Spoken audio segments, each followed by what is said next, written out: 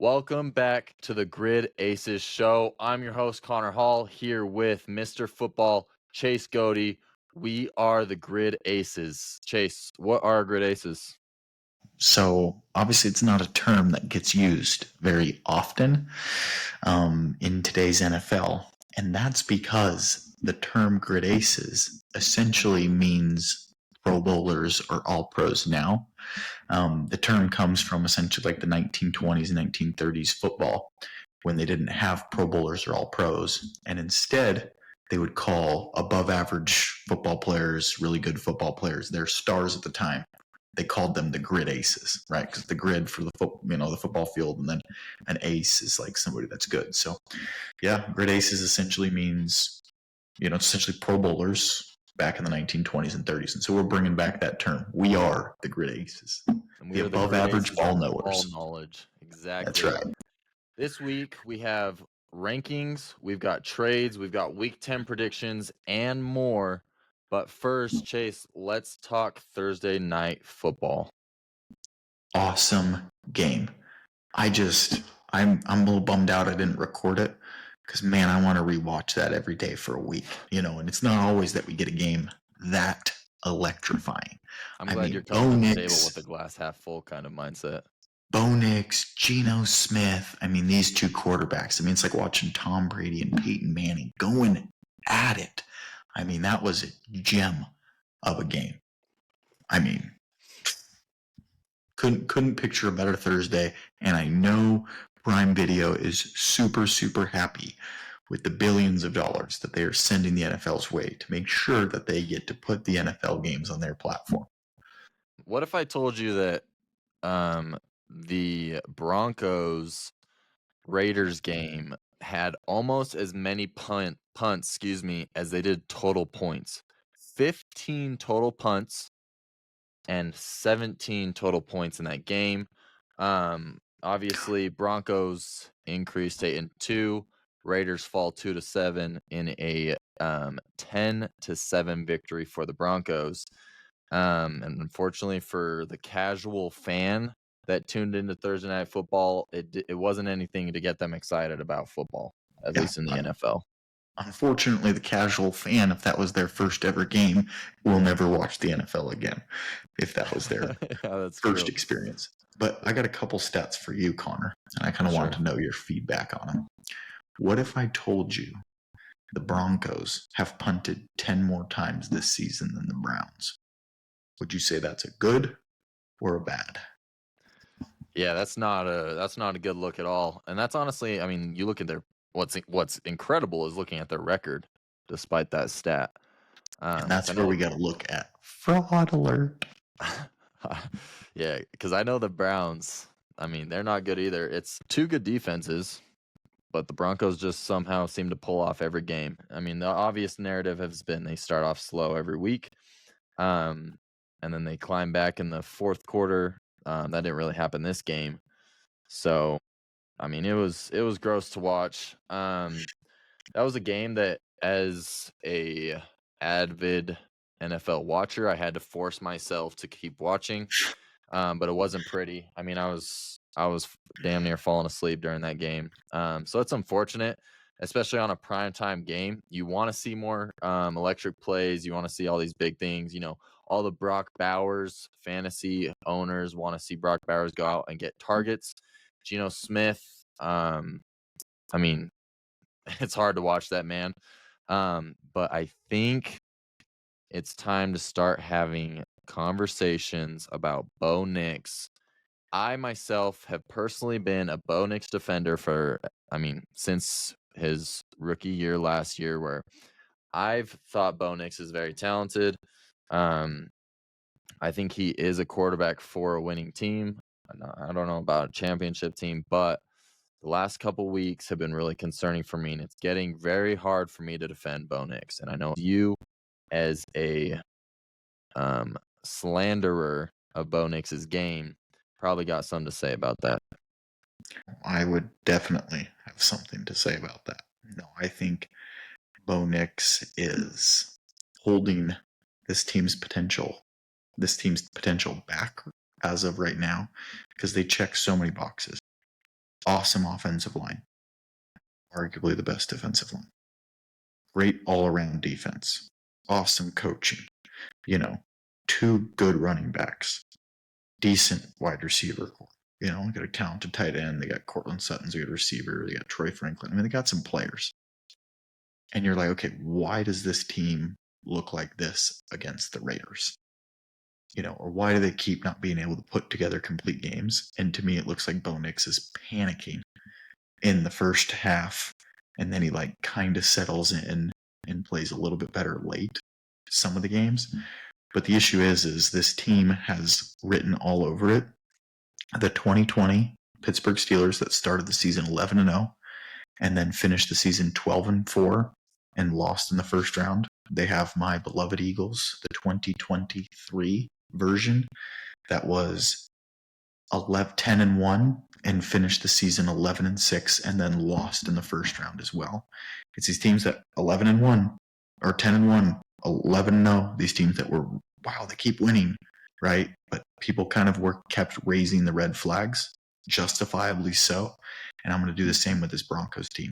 They're not playing up, playing well enough on offense in the quarterback position to win games consistently. Like, they needed a missed field goal, they needed a blocked punt, they needed multiple turnovers to win by 3 points against the Raiders. Like, that is not good whatsoever. It's so frustrating because Bo Nix, you look at these games and you have these weird plays where you have open receivers and he's throwing it in the ground, or you have breakaway plays and he's throwing it overhead, or you probably saw that play in the game where he had Troy Franklin deep but into double coverage and it got picked off, and it's like, what is that read? And it was a late throw. Like, it's getting really hard for me to defend Bo Nix. And so I want to see him improve. Last 2 games, he's had under 200 passing yards. He threw for 57% completion this game, but literally under 50% against Houston. So in that Houston game, right, it was like he's coming off a Cowboys game where he had a big game. He had that interception in the first quarter, but he bounced back, finished with 4 tugs, right? Then in Houston, he goes and he throws an interception in the first quarter again, but he gets 2 touchdowns. Wasn't good, though. 18 of 37, under 50% completion. And so it's like, okay, going into the Raiders territory here, you want a good bounce back. You want a flowing offense led by Bo Nix, because it's not a great defense. They allow like the 29th most fantasy points to receivers. So receivers obviously do well again in Las Vegas. And so you're very disappointed when you go in here and you see Bo Nix not do well, and ultimately the team not do well, but they get by because the Raiders also suck. So it's unfortunate, but I mean, again, 8-2, at some point they're probably going to come crashing down, and that's exactly what the Chiefs are hoping for. The rest of America probably not, though, because I don't think anyone wants to see the Chiefs climbing back on top. So a very underwhelming Thursday night football. Hopefully this weekend pans out to be a lot better. I know last week we had Thursday night football was very underwhelming as well. And then we had a fire weekend. So maybe that's the algorithm for a fire weekend of football. Let's hope so. We've had a bunch of news come out this week, obviously being the trade deadline, a lot of fun trades. We talked about a lot of them in our last show. But we also have some new trades that came out on trade deadline. But first, rest in peace, Marshawn Nealon, second-year defensive tackle, defensive end in Dallas. Pretty unfortunate for those who might know someone struggling with mental health. Reach out to him, check in on him. It's obviously something to take serious. But now into some lighter news. Chase, the biggest trade of the day was Sauce Gardner to Indianapolis. Yeah, so the Jets are moving off of Sauce Gardner and his huge contract, sending him to the Colts, and in return they are getting 2 first-round draft selections plus Adonai Mitchell. So essentially what this means is the Jets selling off their good players, and the Colts are all in on Indiana Jones. You know, Carly Ursay got that team, and now she is ready to gamble. She's ready to say F them picks. So, pretty cool. Of the Colts, if you're a Colts fan, you love to see it, right? That they're going all in. They're getting an awesome player.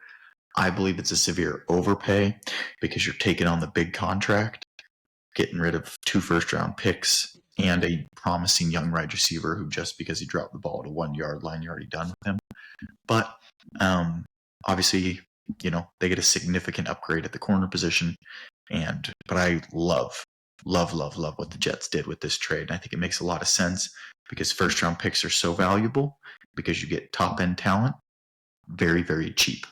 So that's kind of my thoughts on the Sauce one. What'd you think of it? I think I hate this trade for the Colts unless the Colts make a run. Obviously, you do this trade because it's a win now time. Also, I know they're excited because a lot of their team is going to be locked down for a few years. So I know that was another like thing for them that was like, okay, we're willing to give this much up because the main focal points of our defense and offense we're going to have for a good period of time. So I know obviously with how well the Colts are playing, they improved their defense significantly, which was already a solid defense. What does suck is DeForest Buckner was also reported going on IR after this trade was done. So, I mean, he'll be back by playoffs hopefully, but bringing in Sauce, you'd like your whole defense to be healthy because corners thrive when the D line is at its best, obviously. But love it for the Jets. I mean, they've got to do something. They've got to find some youth movement. Obviously, they're going to be looking for a quarterback. So why not stash up more on first round picks?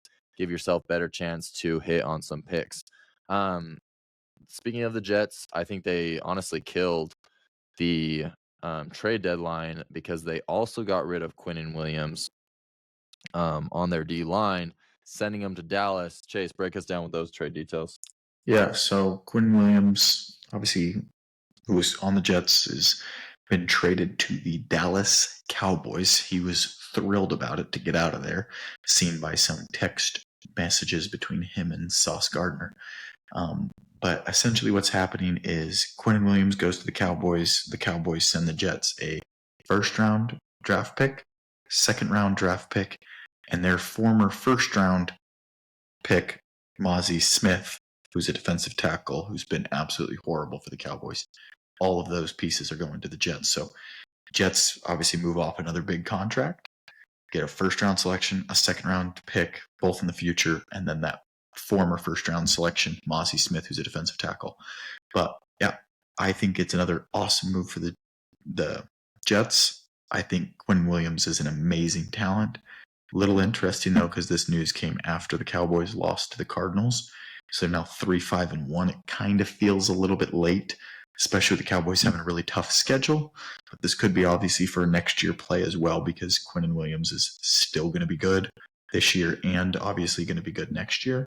But a little bit interesting because the Cowboys now have 3 defensive tackles that are all being paid top 15 money, which is just a little bit interesting because there's holes at the edge position, at the linebacker position, and obviously I know they paid 2 of their corners, but they haven't been performing very well. So they have a lot of holes on defense, but then they have like great defensive interior, great defense on the interior line. So a little bit interesting, not really sure what the Cowboys are doing, but hey, at least you got a heck of a player. Yeah, a deal that I don't love for the Cowboys. I was in the same mindset when I mean, yeah, they obviously improved their defense, but like by how much, right? You already talked about it. They're paying a bunch of the same position, top money. So they didn't really need Quinnen Williams. Obviously he is going to improve the defense though. But yeah, I also thought it was like a little too little too late kind of thing. Because I was thinking that too when they lost. I'm like, they're 3-5-1. I don't think this trade moves them into contention. You know what I mean? So I wasn't a fan of it for them. Again, though, another great trade that I did enjoy for the Jets. The last somewhat big trade that we'll go over is Rashid Shaheed goes over to Seattle. They get a solidified wide receiver 2 with Cooper Kupp being a little bit banged up. Break us down with, and that's obviously from the Saints, but Chase, break us down with those trade details. Yeah, I didn't love this one necessarily. It's Rashid Shaheed from the Saints heading over to the Seahawks, and they're giving up 2 mid-round selections for this one. I just don't really necessarily get it for either side. I mean, I guess I get it more from the Saints side, just stacking up some draft picks, because obviously they're not really in a win now situation or a win anytime soon situation. But I don't really get it for the Seahawks. We just saw them have a pretty much perfect passing performance without Cooper Kupp in the lineup against the Commanders the week prior. And, they have a lot of people that have been looking good. Thornton's been looking good. Obviously, JSN's been looking good. Both those tight ends, they have 2 good ones, have been looking solid. So I don't really understand this one because I feel like the passing game is looking so good. I don't really necessarily want to throw in another element of somebody that's really wanting to get the ball. But Rashid Shaheed is a complete game changer, and you're only giving up 2 mid-round selections. So definitely should help. And the passing game, I would assume, would keep on churning, although it really didn't need any fixing whatsoever. So those are kind of my thoughts on that one. But good trade overall for fans to go see Rashid Shaheed go perform in a better offense and use some of the explosiveness for actually some wins instead of to cut leads to 3 touchdowns. Now, moving on, we got the weekend football games. Starting off with the Germany game, we have the Colts and the Falcons. Technically, the Colts are home, but obviously a neutral site. And the Colts are favored -6.5. Chase, who do you have winning this game? I got the Colts bouncing back in this one. I just think the Colts obviously got somewhat embarrassed. They only lost to the Steelers by 7, and they turned it over 5 times, which is impressive that they only lost by 7 points. So I think Shane Steichen's a really, really good coach. They're going to get back on schedule here. I think Indiana Jones is going to play well again. The Falcons, I just don't really love their coaching situation, although I like a lot of their players. I see the better coach and the team that really, really needs a bounce back to prove that they are legit. So I like the Colts in this one, and I'm assuming you're on the same side as me. Yeah, I like Colts as well. The interesting thing about the Falcons is I do feel like they're better than their record shows, but their issue is they've had a lot of inconsistencies. I think a big part of that goes to, as you mentioned, the coaching not being all that great. But it is unfortunate because I do think on paper this Falcons team's really good. I love Drake London. I mean, that dude catches every ball that goes his way. It's pretty impressive the hands he has. Bijan, he's not having the craziest rushing season, but he goes for over 100 120 scrimmage yards every game. So he's really huge in the passing game. And so I kind of like what I'm seeing from Penix Jr. He's not bad at all, but not very many, touchdowns. He's a little inconsistent. I think that's a big thing is this team just needs to find some consistency to bring it together. Don't think it's going to happen in Germany. Next game up, we have the Ravens -3.5 going into Minnesota. I like the Ravens here a lot, but the Vikings just had a very emotional win against the Lions where they were heavy dogs, and JJ McCarthy's going on posting, kind of gloating a little bit. He kind of shoots a little shot about biting the kneecaps at Dan Campbell after the win. So I think this is a huge letdown spot where the Ravens are going to come back. And obviously the Ravens are in win now, must win mode. So I love them for the -3.5. Yeah, I couldn't agree more. I think the Ravens are fully back. They were a really good team. in the football power index that ESPN does that they use for creating betting lines, the Ravens were the number one team in football.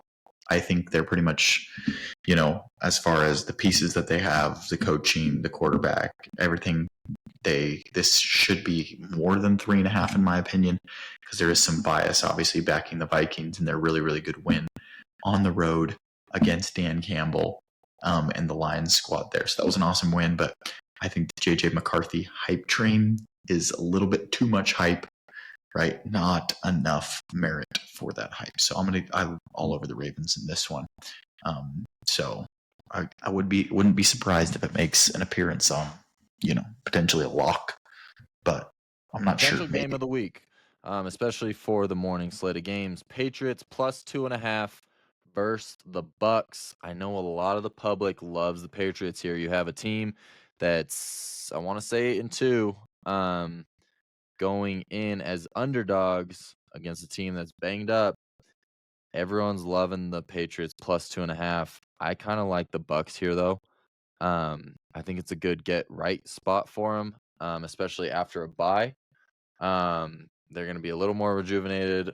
Unfortunately, Bucky Irving is still out somehow, some way, but hopefully Baker Mayfield comes out and cooks. He's had a couple slow weeks, the last few weeks. Egbuka is his main guy, so hopefully they've built a connection even stronger over the bye week. I could see them coming out and putting pedal to the metal against this Patriots team that hasn't seen a lot of competition this year. They've been beating up on a lot of mid to bad teams, but they haven't had a lot of competition. So I'm excited for this game. I think Bucks are going to be able to pull it off, though. I hate the Patriots in this one. Patriots haven't played anybody. They almost lose a lot of games, or maybe they'll blow out a really, really bad team, but they've almost lost some. They should have pretty much lost last week, but the Falcons kicker decided to miss a PAT. Bucks are coming off of a bye. I love teams off of a bye. Bucks are at home. It's only 2.5. I'm all over the Bucks on this one. It is in that almost lock category. The only reason they're not a full-blown lock is obviously the injuries that they have sustained. But yeah, I just think the Patriots, I'd like to see them beat up on some other teams. Like they have pretty much one solid win this year. And outside of that, it's been pretty much non-existent good wins. Yeah. I agree. The Patriots really have to prove themselves here. We'll see what happens. Should be a good one. Cardinals, Seahawks. My Cardinals coming off of a huge win on Monday Night Football in Week 9, looking to have a little bit of a bounce back in a revenge game against the Seattle Seahawks, where the Seattle Seahawks are at home. They're a -6.5 favorite. And I think the Cardinals are sneaky in this one. I mean, it's really hard at this point to bet against the Seahawks. But Seahawks haven't been playing as great at home as they have away. And they're going to be home in this game. They took the game from us over in Arizona. So this could be a sneaky game, and maybe it's a little biased by me, but I'm excited to see what the Cardinals can do, especially with Jacoby being the quarterback. Now, what worries me is the Seahawks defense is looking fully healthy. I know they were pretty healthy for the most part when we played the first time, but I do think Tariq Woolen was out. So, and we'll get a little bit more into that game a little later, but it will be an interesting matchup. I hope it lives up to the hype, at least for me as a Cardinals fan. Every time we play the Seahawks, it's a must-win game for me. So I'm excited to see what this one brings. Yeah, I would say the Seahawks, their defense is unbelievable. Their offense looks really, really good. So I see why the Seahawks are favored as much as they are. But if there's one thing this Cardinals team does, they make things interesting, right? They fight tooth and nail to keep these games close. So I really, really think this one's going to be closer than a lot of people think. I'm going to give the edge to the better team on both offense, defense. coaching. But I do think this Cardinals team, there's something about them where they fight, they're to keep it close, and you never know. In the NFL, anybody can beat anybody. I don't know if you can give it to the Seahawks defense, though. That young Cardinals defense is looking dangerous. Should be a good game. Now we have in the same division, different rival. We got Rams, Niners going into San Francisco. This is another one that could be a potential movie where the Niners went into the Rams territory pretty early on, and the Niners stole it from them despite being the underdogs. So the Rams are favored -4.5 here, and they're going to be away, obviously. So this is a huge revenge game for the Rams. It's gonna be it should be the late afternoon game. So it's gonna be an exciting one. Chase, who do you like in this? Yeah, I love Matthew Stafford. I love Sean McVay. I love a lot about the Rams. But man, there's something about this Niner team that just finds a way, kind of like your Cardinals. But instead of keeping it close, they find ways to win. So, and over the years, Kyle Shanahan seems to have Sean McVay's number because obviously they were together in Washington on that squad when it was Kyle Shanahan's dad that was coaching. But yeah, for some reason, the Niner team and Kyle Shanahan seem to have Sean McVay's number a little bit. But yeah, it's going to be interesting. I like Matthew Stafford in this one, but I might lean towards the Rams winning barely by like 3 points. So maybe more so on the Niners receiving the points side of things. Because man, I think they could upset them. It's gonna be a spicy game. Hopefully we have a bunch of movies this weekend. Sunday night football, another potential good one. Chargers, Steelers. Sunday night football has been letting us down the last few weeks. I really want this game to be exciting, electric. I kind of like this Chargers here, though. Steelers coming off of a huge win last week where everyone counted them out. This is a perfect spot for the Chargers. They haven't looked amazing the last couple weeks, but I like the Chargers coming out here and doing something dirty to the Steelers. Yeah, I honestly, in this one, I have felt Steelers, Chargers, I felt both sides of this.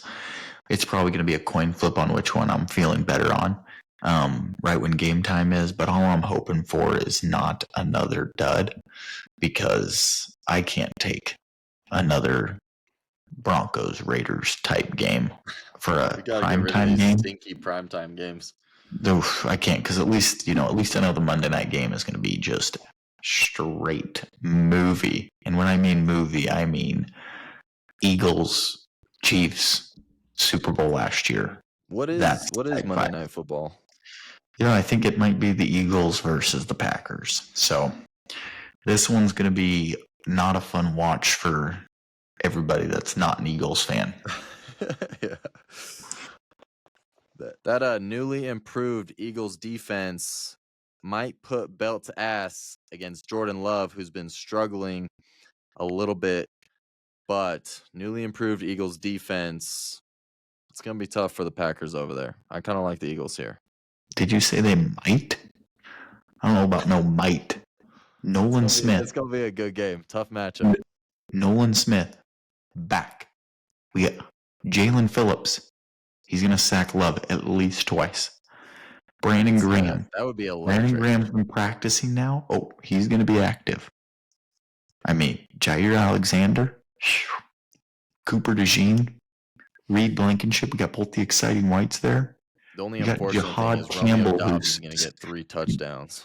Jahad Campbell, who's second in Defensive Rookie of the Year odds, is their third middle linebacker. I mean, Jordan Love is going to be having some nightmares, and not to mention those holes have started opening up for Saquon.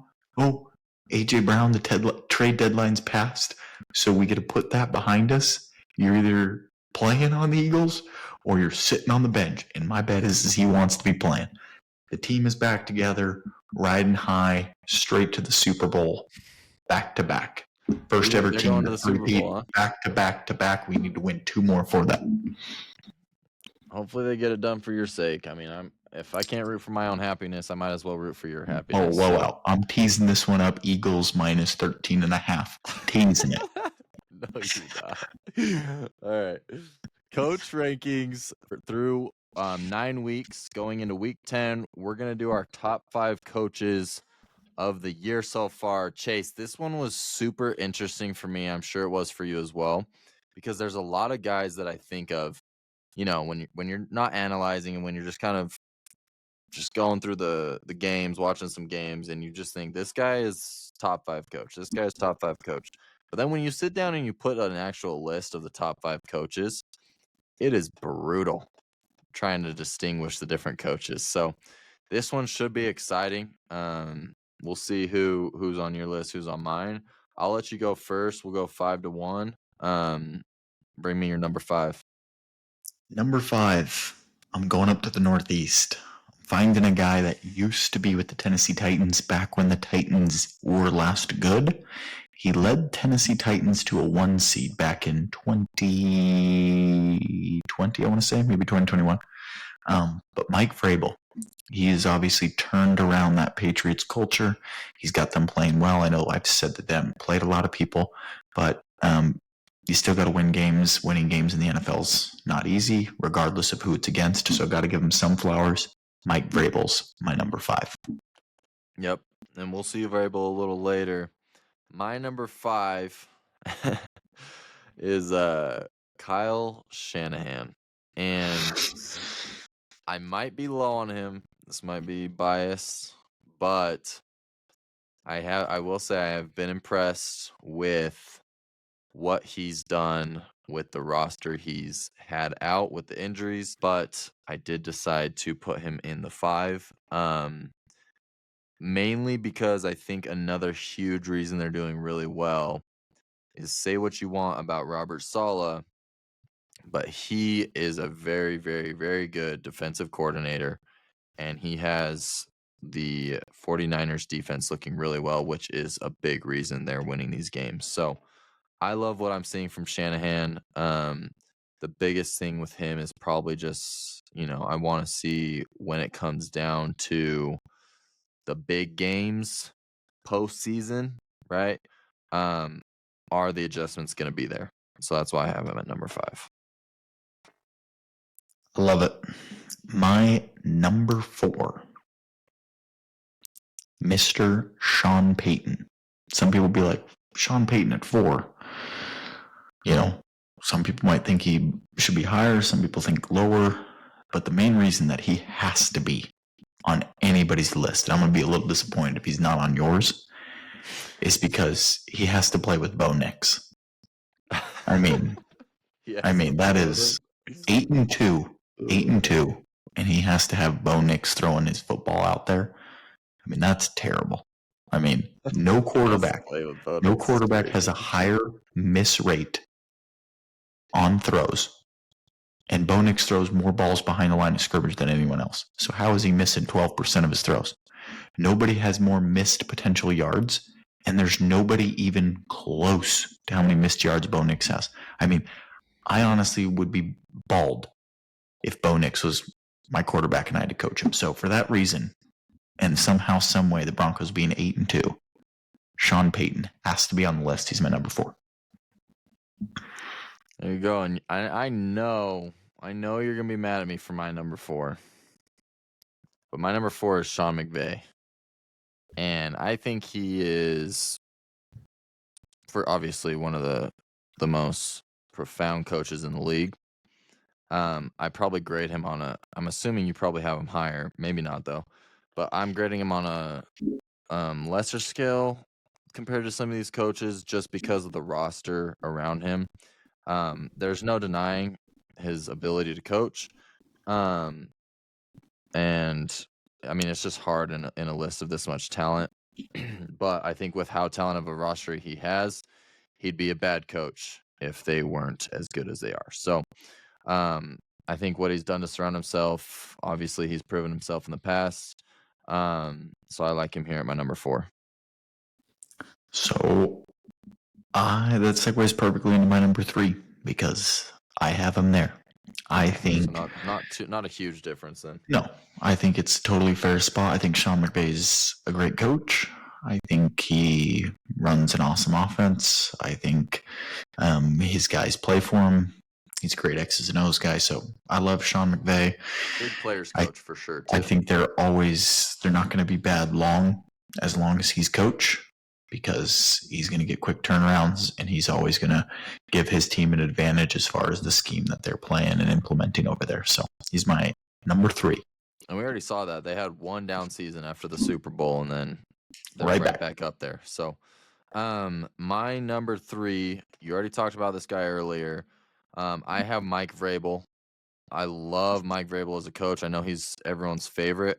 Not favorite, but he's very loved around the association. And I like Mike Vrabel because he's taken a team, a pretty young team, and honestly, this team doesn't have crazy talent. But what he does is he's a motivator, he's a player's coach, and he does a great job getting his guys comfortable. And similar to Sean McVay, I think people love playing for him. And he's instilled just the utmost confidence in Drake May. I mean, we've seen a huge jump from year 1 Drake May to year 2 Drake May. So I think Mike Vrabel has a big say in that. I love what I'm seeing from the Patriots. I know we kind of bash on them a little bit for not having a huge schedule with a lot of competition yet, but they destroyed the Bills, and they're basically one and only huge competition game. And I just think what I'm seeing from this team, a lot of it comes from the coaching. And I mean, I'm excited to see what this team does when they get real talent on that squad. So I like Vrabel at 3. Who's your 2? Yeah.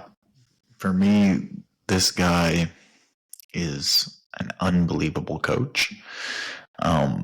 He somehow continues to win games.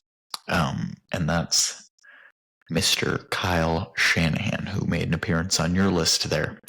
I think if you would have told me that the Niners would be 6-3 and Brock Purdy would only start 3 of those games, that Brandon Ayuk still wouldn't be available, that Ricky Pearsall would have missed most of those, that Nick Bosa would be out for the season early on, that Fred Warner would be out for the season, and they're 6-3.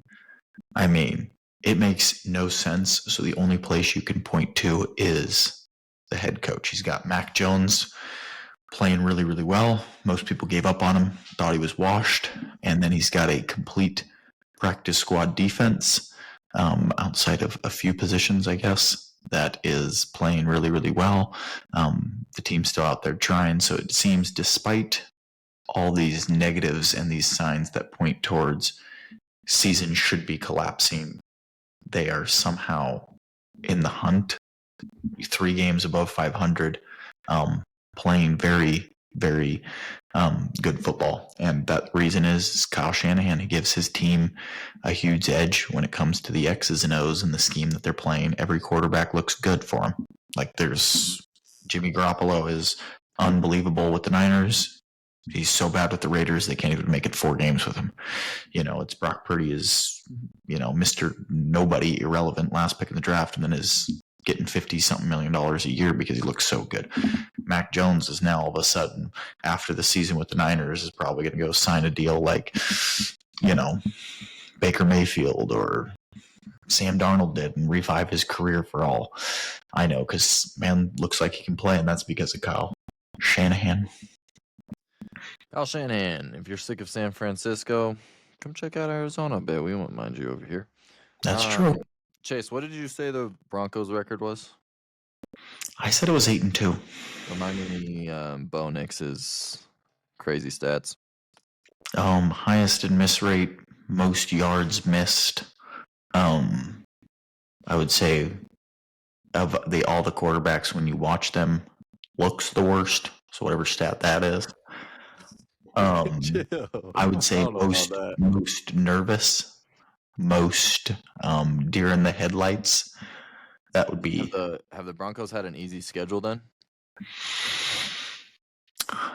No, I wouldn't say it's been easy. I would say it's been about average to above average. My number 2 head coach is Sean Payton.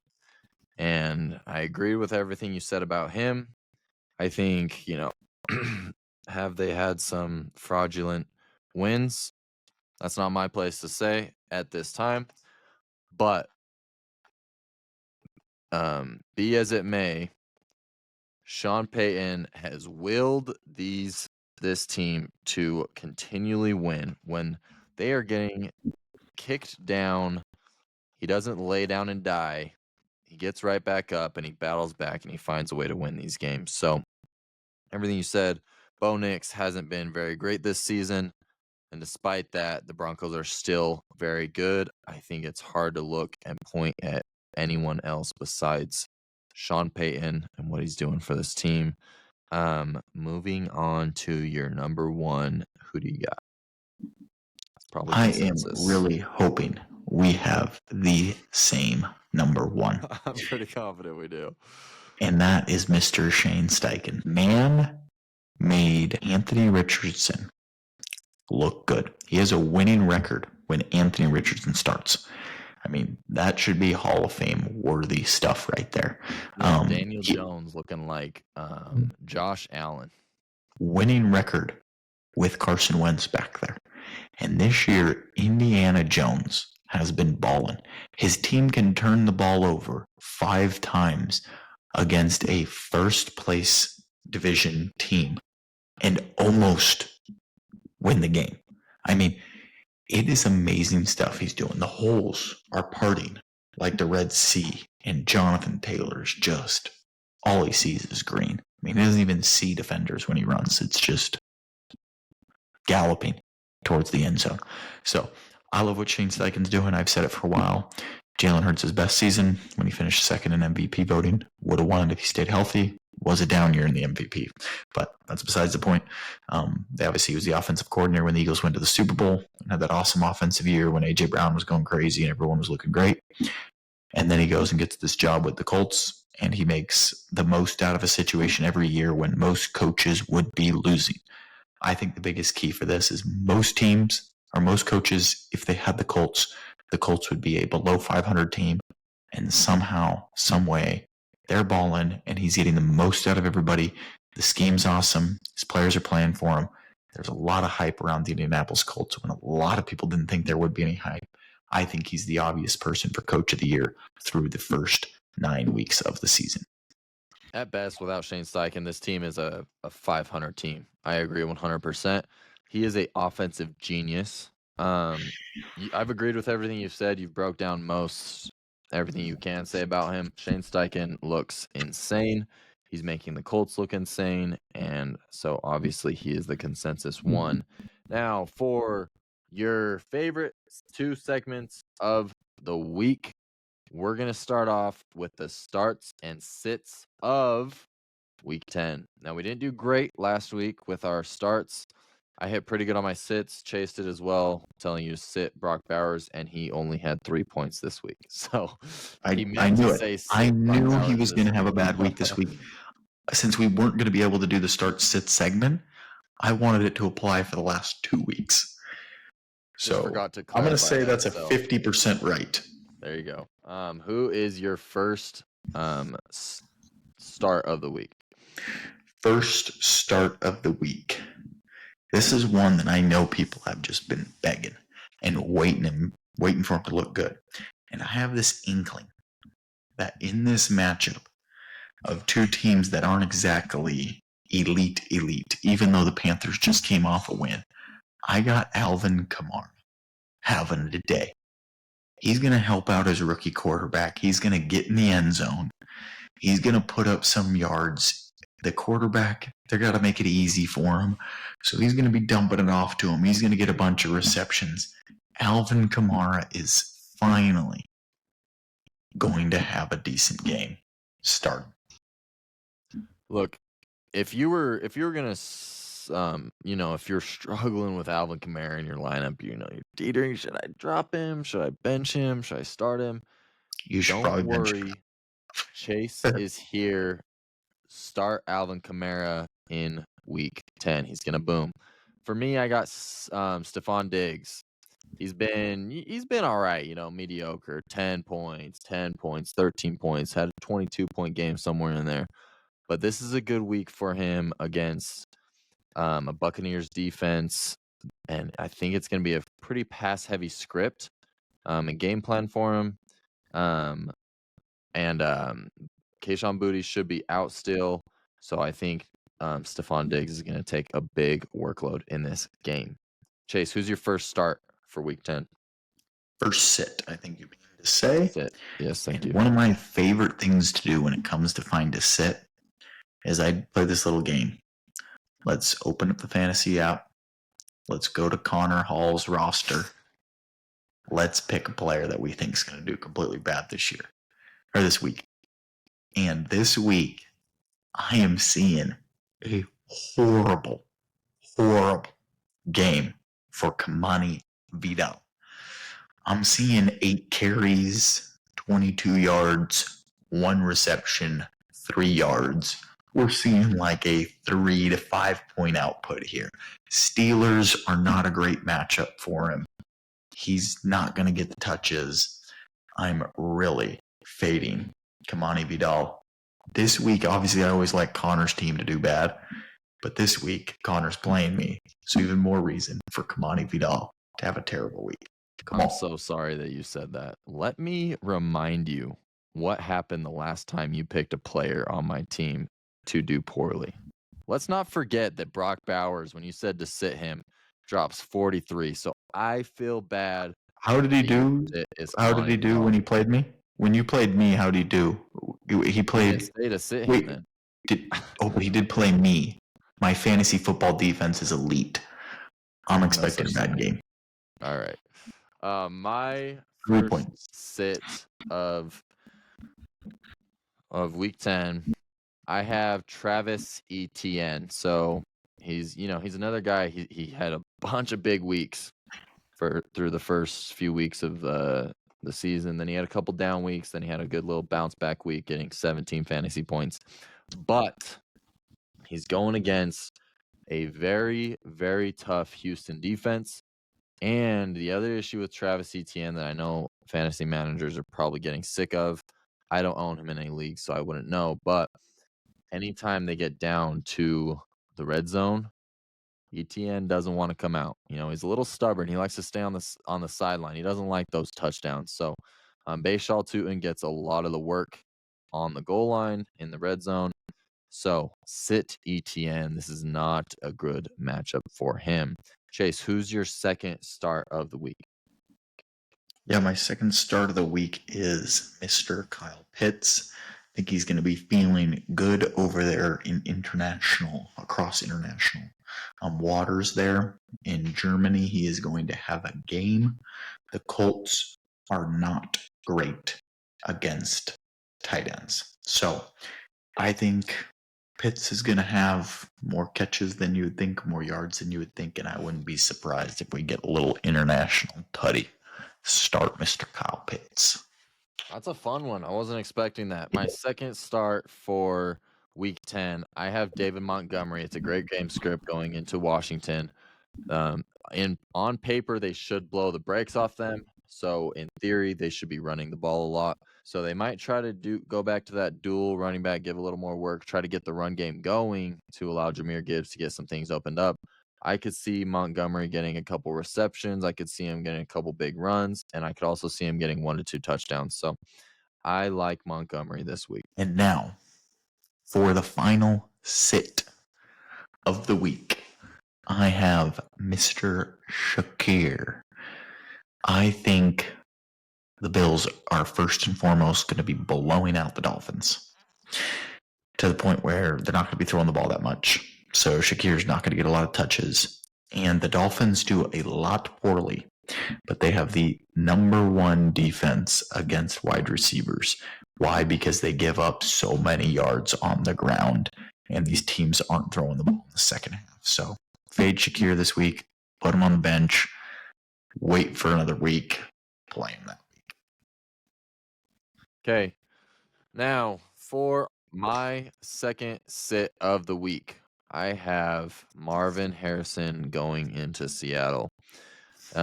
It's going to be, I mean, it's probably going to be a pass heavy script, but I mean, this is a tough defense.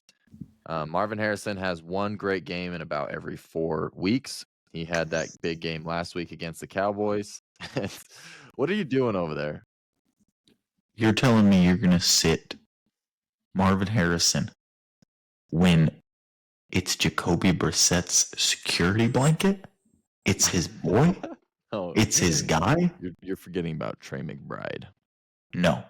Trey McBride Michael Wilson hasn't been. wasn't really involved in the offense last week. He usually is, because usually the good defense is taking away the wide receiver one in Arizona. So, yes, I think Michael Wilson's going to get some more touches. I could see Zay Jones getting some work. Trey McBride could eat here, but I think Marvin Harrison's due for a letdown game after a huge boom last week. I might trade for him. I need to start him. Go for it. Go trade for him. I don't want to hear anything from you after your whole Brock Bowers take. You're never letting that down. Brock Bowers 3 points this week.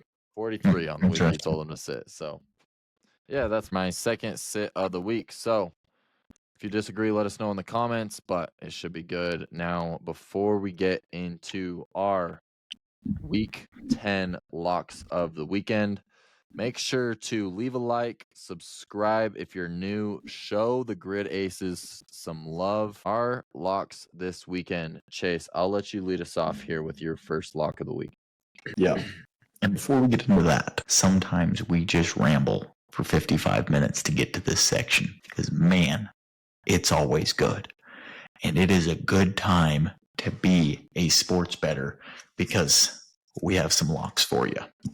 So, to start it off, the Lions, they're bouncing back. Dan Campbell is 12-0 against the spread, coming off of a loss.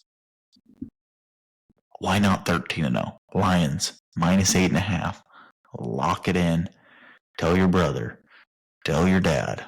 Tell your son. Tell a loved one. Help people make money. Lions -8.5. 3. Hey, my first lock this weekend, I have Ravens -3.5. We talked a lot about them earlier. I don't have much to say on it, but this line is way too close. I know people are going to be looking at the Ravens as, under 500 record. They're going to be looking at the Vikings coming off of a big win against the Lions. The Ravens -3.5 here is so safe. It's an absolute lock. Take it if you want to make free money. Okay, Chase, your bet number 2. Yeah, this one I'm feeling good about. It's the 49ers and Rams going under 49.5. These teams play each other twice. If anybody knows these two teams' systems better, it's each other. These two play very similar systems. They know how to defend it. They have a long history. I really, really, really like this one to go under 49.5. And as soon as I saw it's over under, it jumped off the page at me. I see this game being a little 24-21, maybe a 21-17. I think it's going to be a relatively comfortable under. Niners defense has been playing good. The Rams have a nice young defense. I really like the under here. So that's another lock. We now have already gone 2 for 2 on the week. Let's see if I can go 3 for 3 for you. All right. My second lock. Last week I told you guys take the under 39.5 Broncos-Texans game because I could just see the script. This week I'm seeing the script for the very same line. 2 different teams, however, Panthers, Saints. Panthers coming off a very disappointing game against a top defense. And the Saints, obviously there's question marks in their offense. 39.5 is too low. I'm going to take the opposite. We're going to go over 39.5. 2 mid defenses. Surely Tyler Shuck finds a touchdown, right? A squirrel finds its nuts every now and then. And then I think Bryce Young, this will be a good bounce back for the Panthers. I keep saying it. This team is better than what we're seeing. I think they're going to show us that here in this Saints game. Chase, let's move into your third lock of the week. Yeah. Another line that I couldn't believe when I saw it.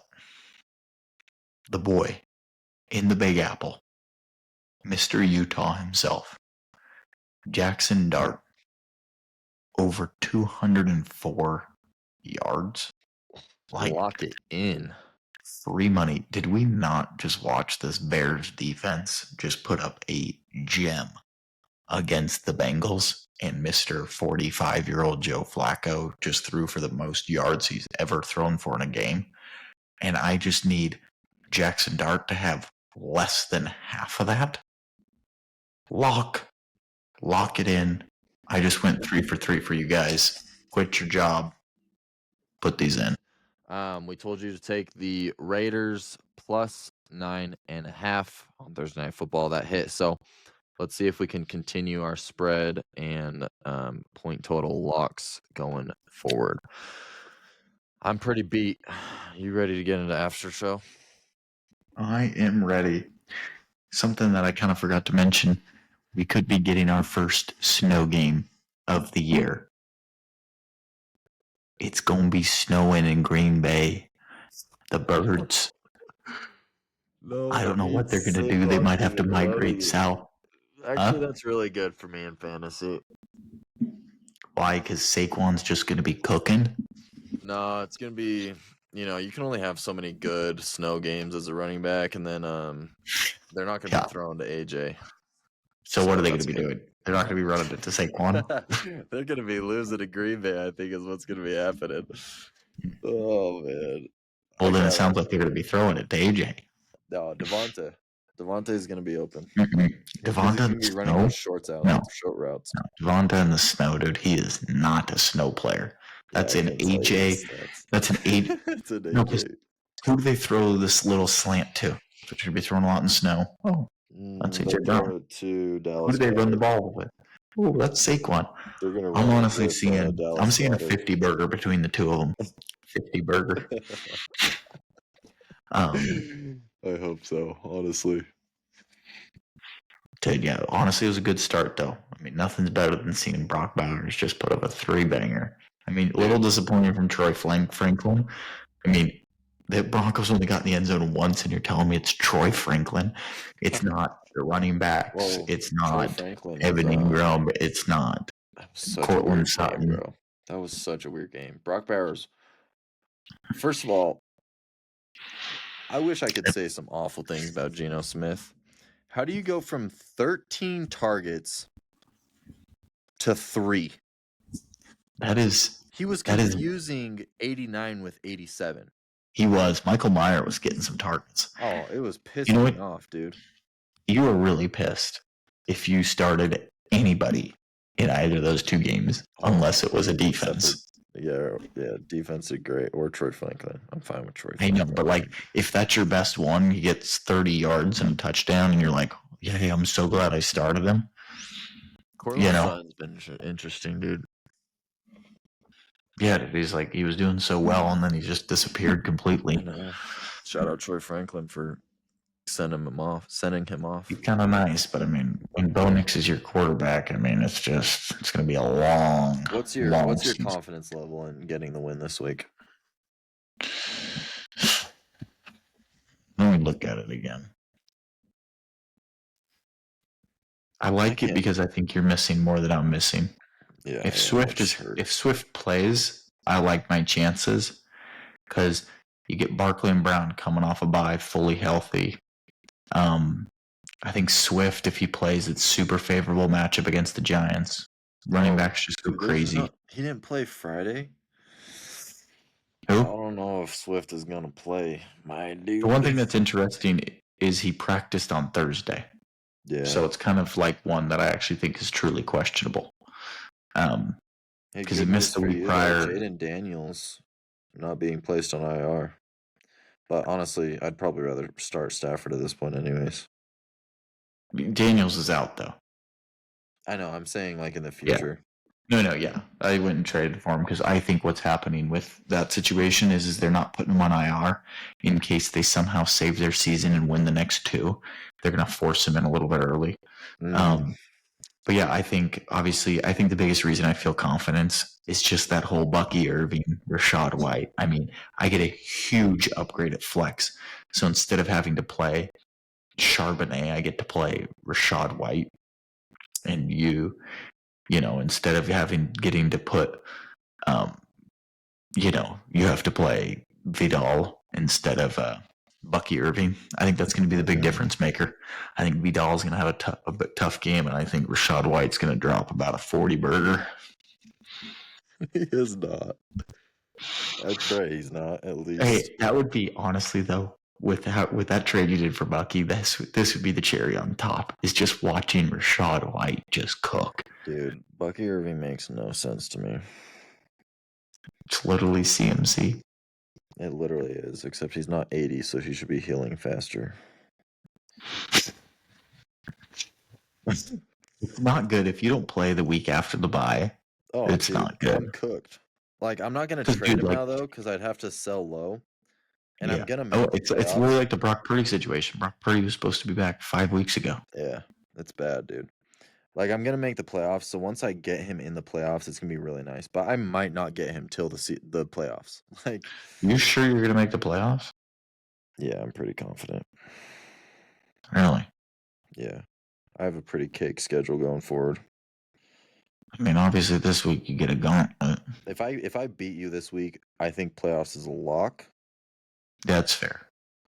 If I don't beat you this week, I'm still pretty confident because I have Garrett, who I'm confident in beating. But it just depends on who you have on bye. Like Garrett's team. I don't think I have anyone on bye next week. And Garrett's team is kind of low key nasty now. It is, but not like it's not competing with my roster when I'm healthy. You think Patrick so? Mahomes, Quinshon Judkins. Then we have Bucky, Jefferson, Drake. Bucky's not playing. You can't count Bucky. He's not playing. He's projected to on my thing. He's been projected to play a whole month ago. Yeah. So I'm gonna if you're counting Bucky right now, that's your issue. I'm gonna keep counting him. No, you're not. As long as I want. Okay, great. Damn it. Okay, well that's your issue. That's why you're not going to win it this year. Even without him, though. Okay, no, without him. Without him, you have to start Vidal. No, I'd start JCM because he's going against Miami and Vidal's going against Jacksonville. See, that's your issue. You got a hole. Yeah, but if I have one hole, Garrett has a hole too. Which hole? Go to his team.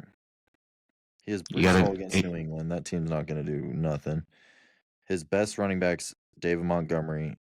He's starting Khalil Shakir as his he's not going to be starting Shakir. He's not going to be starting Shakir every week. I know he's going to go start T. Higgins or George Pickens. Are you kidding me? Over Kincaid, he's still going to start Shakir. No, he's not, because he's going to have both Higgins and Pickens. Dude, he started Shakir over everyone. So he's going to have two good running backs, and then he's going to have Higgins and Pickens. Then he's going to have I like JSN way better. And JSN, Pickens, Higgins, Marvin Harrison, George Kittle. I like my quarterback better, and I think our running back room is equal. So, who's your quarterback? Patrick Mahomes. I mean, that's essentially a wash. No, it's not. Patrick Mahomes is your running backs are better, but his wide receivers are better. Are you looking at my team? How is his receivers better? JSN, the best receiver in football. JSN's the best for sure. George Pickens on a tear. Not T. Higgins than any of my receivers. T. Higgins on a tear. Better than any of my receivers. George Pickens isn't on a tear now that Justin Jefferson has not been better than T. Higgins or Pickens this year. Pickens. No, he's not. Pickens with CD? Yes. No. Pickens with CD, 6 points. Justin Jefferson with J.J. McCarthy has been horrible. 14.8 points, 13.9 points. J.J.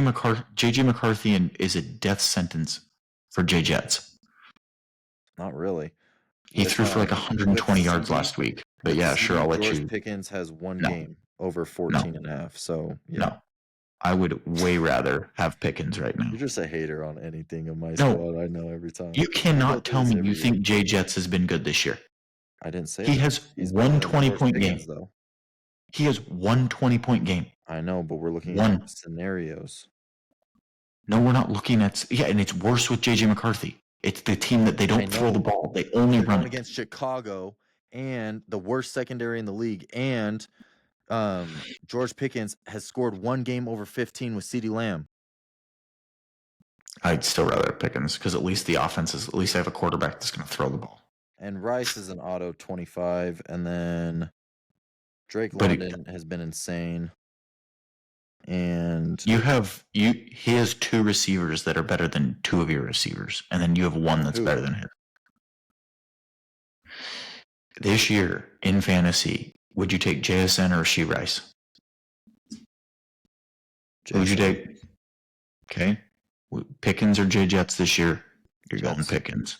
No, I'll give you. Yes, you are, dude. Oh my goodness. There's a reason you got to literally. There's a reason that you got Jay Jettas for absolutely nothing in a trade. Why was that? Okay, because he sucks. Said that Jets is good. George Pickens has been the wide receiver by himself most of the season, and he has 17.9 points. Justin Jefferson's averaging 15.5, which is still solid, and he's going against the second worst defense to receivers in the league. I said overall. Who's overall? We're doing an overall basis right now. I didn't ask you. I know. I said overall. If you listen to the question, I said overall. Who are you taking? Overall. Well, obviously overall, I'm taking. Okay, then don't talk about the matchup. Then it's overall. But okay, I don't know why we're comparing overall. We're saying whose team you like better. We're not going to look at every single. We're not looking at every single matchup. Whose team do you like better? Probably the team that's going to make the playoffs. Okay. I think most people would agree that Pickens has had a better year in fantasy this year than Jay Jets. 1,200 points more than the team that has scored barely 1,100 points. I don't know. That's just me, though. I was talking about the wide receiver room. So if you want to go to points, how about we go with the receiver that scored more points on average? Oh, okay. So you're doing points on the season? How do we do points on the season for the receiver? I don't know why we're getting into this. Oh, I like how you proved my point. Why are you so mad that I think I'm going to beat Garrett? No, I agree. I think you're going to beat Garrett. What is the argument? Well, because you just said your receivers are so much better, and you had a terrible argument with Justin Jefferson. How is my argument? You haven't given me a reason to think he has scored less points on average per week, and you just said your team was better because you score more points. Have you? So if you score more points and that makes you better, I'm going to go Pickens is better in fantasy because he scores more points. Oh, great! I use your argument for my point. So a player being out for 6 weeks doesn't matter to you? No, on average. So it's when you play a game, how many points you get there. Right. So let's go with George Pickens' average since he's had one game over 15 with CeeDee Lamb. No. What do you mean? Okay, I don't think that's how that works. Because then you're gonna have to run averages with. You're gonna have to run averages with just JJ McCarthy, and he's had like 2 games with him. Yeah, and he's scored like 15 both games. Okay, let's do George Kittle coming off a bye week. On average, he scores 0. Oh, it's only because we only have 1 game of data. So we're just going to use the whole season of data. Okay. Yep. George Pickens is going to drop 30 on me, so I would take. No, I don't know he's going to drop 30 on you. All I know is he's been. I would take over Jets as well. Okay, put it in the chat. And I will. Also has George Pickens? Has George Pickens or Justin Jefferson had a better fantasy year? If you use math and logic, you'll probably be on the Pickens side. If you use feeling, he's had a better year. I'm not saying there you go. Not having a better year. I already agreed with that 10 minutes ago. Exactly. So Garrett has 2 better receivers. You have 1 better receiver than one of his. He has a better wide receiver 1 and a wide receiver 3. You have a better wide receiver 2. Thank you. You finally came around. Just took a minute for you, but I knew you'd get there. I believed in you. No, that makes no sense. You just said it did. You just said he's had a better year. We're talking about my matchup with Garrett. No. We're talking who has the better team. No, not your matchup. Not your matchup. For the 3rd time, not your matchup. Just who has the better team. I know, but this argument makes no sense to me. Yes, George Pickens has obviously had a better year than Justin Jefferson. Everybody knows that. Great. So he has a better wide receiver 1 and wide receiver 3 than you on average overall for the whole league, for the whole season, for trying to make the playoffs. I don't care about that. I care about when I'm playing him. You don't care about making the playoffs. You don't think Garrett could potentially come up and beat you out of the playoffs. You are making no sense. All right. Garrett's Thanks for 4-5. tuning You were in. 5-4. If you've enjoyed That's this episode, competition. leave a like, subscribe if you're new. We are out. Grid Aces. Peace.